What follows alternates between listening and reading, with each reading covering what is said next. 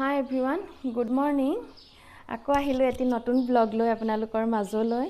আশা কৰিছো নিশ্চয় সকলো ভালে আছে আৰু আশীৰ্বাদ কৰিব আমিও যাতে ভালে থাকিব পাৰো। আজি হৈছে 11 অক্টোবৰ। সকলোৰে পৰা আশীৰ্বাদ বিচাৰিছো। আজি আমাৰ বিবাহ বাৰ্ষিকী। সকলোৱে আশীৰ্বাদ কৰিব যাতে জীৱনৰ বাটত আমি আগুৱাই যাব পাৰো যিমানেই ধুমুহা নাহক। আৰু আনন্দ বুলিবলৈ জীৱনত একোৱেই নাই, কাৰণ যিদিনাখনি সোণ নাইকিয়া হৈছিলে সেইদিনাখনিৰ পৰাই আনন্দ শব্দটো আমি হেৰুৱাই পেলাইছিলোঁ। নাজানো কিয় আমাৰ লগত ভগৱানে এনেকুৱা কৰিলে। ভবা নাছিলোঁ তাই যে ইমান সোনকালে আঁতৰি যাব আৰু বহুত কষ্ট আৰু সাধনাৰ বলত আমি তাইক লাভ কৰিছিলোঁ। হয়তো ভগৱানৰ বিচাৰ শুদ্ধ আছিল, কাৰণ তাই ভগৱানক বহুত বেছি ভাল পাইছিল। সেইবাবে ভগৱানে তেওঁক কাষলৈ লৈ গ'ল, এইখন পৃথিৱীত থাকিবলৈ নিদিলে। আশা কৰিছোঁ তাই নিশ্চয় ভগৱানৰ ওচৰত ভালে কুশলে আছে আৰু আপোনালোকেও আশীৰ্বাদ কৰিব তাই যাতে তাতে সুখে শান্তিৰে থাকিব পাৰে। আৰু বিশেষ একো নকওঁ, আজিৰ দিনটোত কি কৰিলোঁ কি নকৰিলোঁ তাৰে অকণমান আপোনালোকক দেখাই দিম বাৰু। ইমান ইচ্ছা নাছিল ভিডিঅ' বনাবলৈ, তথাপিতো অকণমান আপোনালোকক দেখাওঁ বুলিয়ে মই এনেদৰে ৰাতিপুৱাৰ পৰা ষ্টাৰ্ট কৰিলোঁ। আৰু আজি হয়তো ভিডিঅ'টো নাপাব, কাৰণ এডিট কৰোঁতে মোৰ টাইম লাগে। 12 অক্টোবৰতহে পাব। আৰু বিশেষ একো নকওঁ, কি কৰিলোঁ কি নকৰিলোঁ তাকে অকণমান দেখাই দিম। এইখিনি হৈছে বাসমতী চাউল আৰু আজি মই পোলাও বনাম।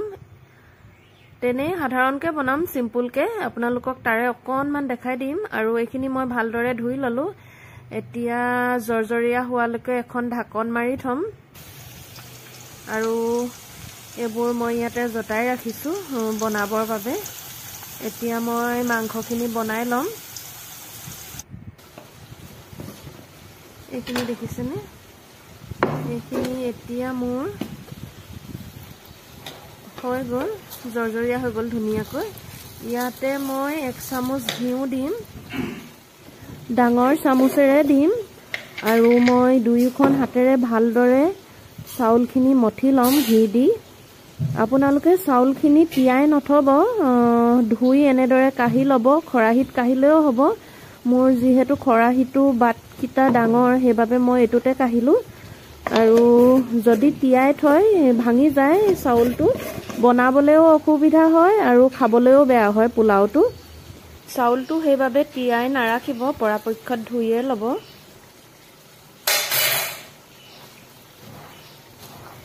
এতিয়া মই ভালদৰে চাউলখিনি মঠি ল'ম ঘি দি।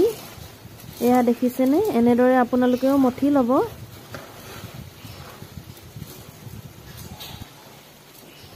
মন কৰিব যাতে সকলো চাউলতে ঘি লাগে ধুনীয়াকৈ, তেতিয়া পোলাওখিনি খুব সুন্দৰ হয়। আৰু মই এইখিনি মঠাৰ পাছত আধা ঘণ্টাৰ বাবে ঢাকি ৰাখিম। তাৰ পাছতহে মই পোলাও বনাম।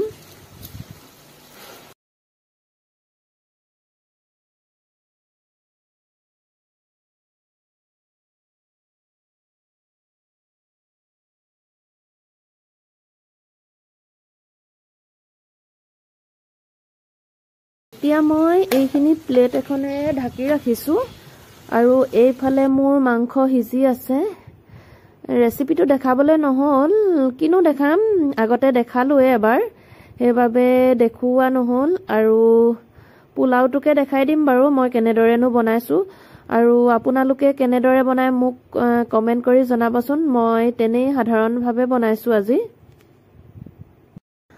আৰু পোলাওখিনি বনাবৰ বাবে মই এইখিনি ৰেডি কৰি ৰাখিছোঁ, যি যি লাগে। আৰু বনাই যাম, আপোনালোকক দেখাই যাম বাৰু মই ভিডিঅ'টো কেনেদৰেনো বনাইছোঁ।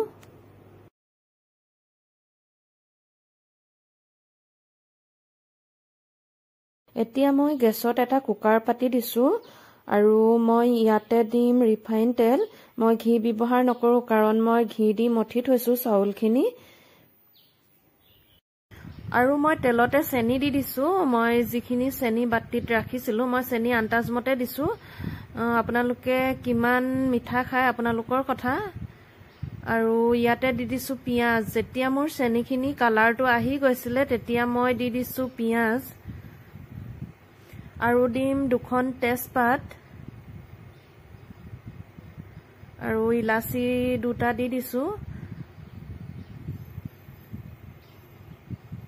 আপোনালোকে যদি মিঠা খাব নিবিচাৰে নিমখ দি খাও বুলিলেও পাৰে। মই কিন্তু চেনি আৰু নিমখ দুয়োটাই ব্যৱহাৰ কৰিম, কাৰণ মোৰ অকণমান মিঠা অকণমান নিমখ হলে ভাল লাগে পোলাওটো খাই, সেইবাবে মই দুয়োটা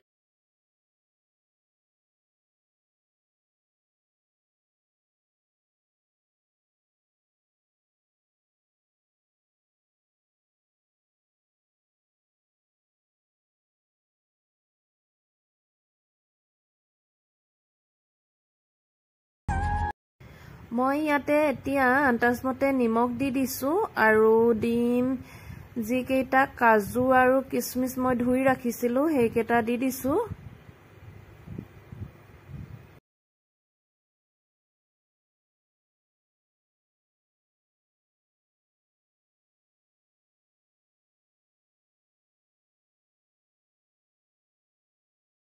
এতিয়া পিয়াজখিনি ধুনীয়াকৈ ৰঙা হবলৈ আৰম্ভ কৰিছে। যিহেতু মই তেলত চেনি দি দিছিলো সেইটো কাৰণে কালাৰটো খুবেই ধুনীয়া আহিছে আৰু পোলাওখিনিও খুব ধুনীয়া হয় এনেদৰে তেলত চেনি দি দিলে। আৰু ইয়াতে মই ৰচুনৰ পেষ্ট দিছো। এতিয়া পিয়াজখিনি কালাৰটো দেখিছেনে, বহুত ধুনীয়া হৈছে। আৰু মই ইয়াতে চাউলখিনি দি দিম। এতিয়া আপোনালোকে গাজৰ, বিন কিবা কিবি পাচলি থাকিলে দি দিব পাৰে, মই যিহেতু নাই সেইবাবে নিদিলো। আৰু এটা কথা, বিন আছিলে যদিও দিবলৈ মন নগল কটা এলাহত, সেইবাবে নিদিলো।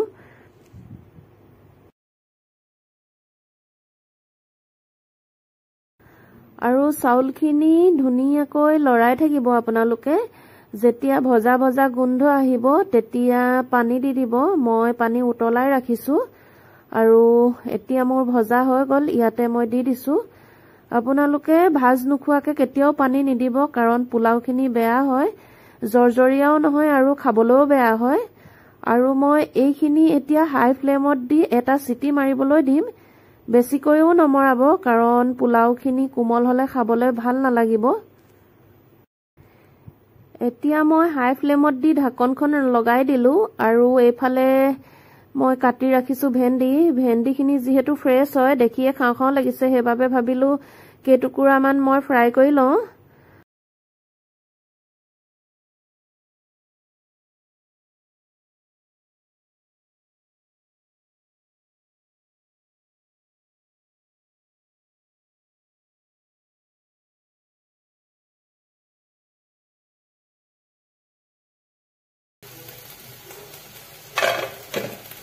আৰু মোৰ এইফালে পোলাও ৰেডি হৈ গল, দেখিছেনে, দেখিয়ে খাওঁ খাওঁ লাগি গৈছে। বহুত ধুনীয়া হৈছে দেখাতে, খাবলৈও চাগে ধুনীয়াই হ'ব। আৰু ধুনীয়াকৈ জৰজৰীয়া হৈ গৈছে, এয়া দেখিছেনে, এটা এটা হৈ গৈছে। মই যেনেকৈ কৈছো আপোনালোকে যদি তেনেদৰে কৰে নিশ্চয় পোলাওখিনি ভালেই হ'ব, কেতিয়াও বেয়া নহয়। আৰু আপোনালোকে এনেদৰে যদি ট্ৰাই কৰা নাই ট্ৰাই কৰি চাব। হয়তো সকলোৱে বনায়, তথাপিতো যিসকলে বনাব নাজানে বা বনাই পোৱা নাই তেওঁলোকে ট্ৰাই কৰি চাব পাৰে। আৰু কেনেকুৱা পালে মোক কমেন্ট কৰি কিন্তু জনাবলৈ নাপাহৰিব।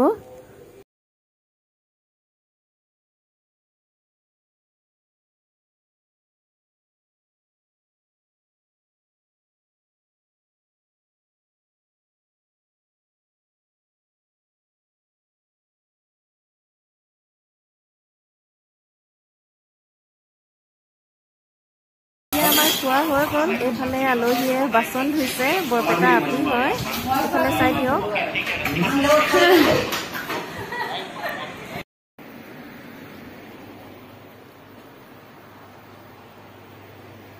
আৰু এতিয়া দেখাই দিছো মিষ্টাৰে অনা উপহাৰ। এইটো হৈছে কুৰ্তি গ্ৰীণ কালাৰ, আৰু এটা আনিছে সেইটো গ্ৰীণ কালাৰে, কিন্তু ডিজাইন কেইটা বেলেগ বেলেগ, কাপোৰটোও বেলেগ।